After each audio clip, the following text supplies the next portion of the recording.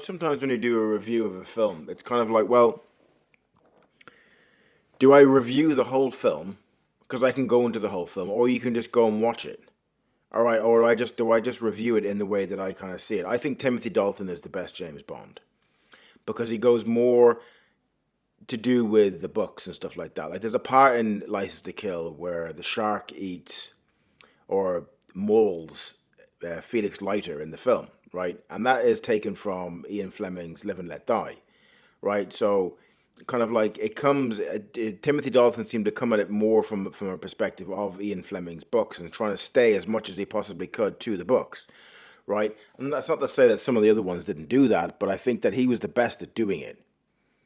So to segue back to what I was just saying, like one of the best aspects of License to Kill for me was this. Number one, Timothy Dalton. Okay, to me, he was the best James Bond.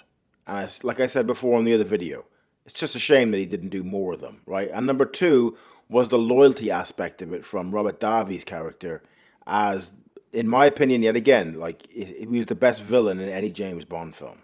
He was brilliant as that, and this idea that loyalty, which is true as well, which is more important than monopoly money, than the money that they invent to keep us in line, right? The paper that they create to keep us in line and to keep us slaves, because that's what's going on.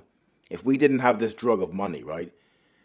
If we didn't have this drug of money, we would live on the edge and happier and better and more kind of like we would be like a wolf walking around, But because we're dulled by money, right?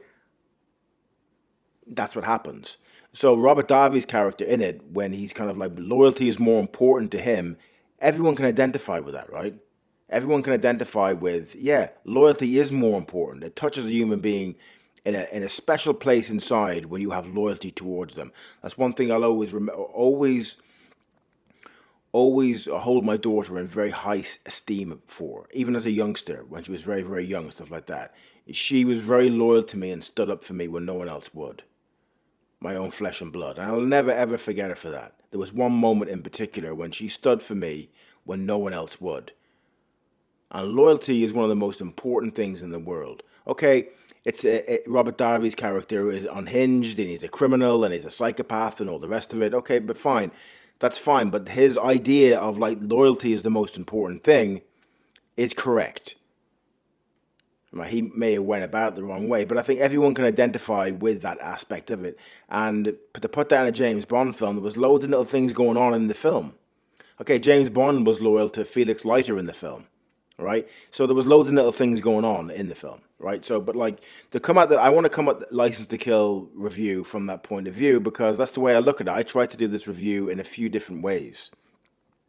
And sometimes it's hard to do it because to cover a whole film is awkward sometimes. It's like, how do I cover the whole thing? I hear other people doing reviews and they can cover the whole thing.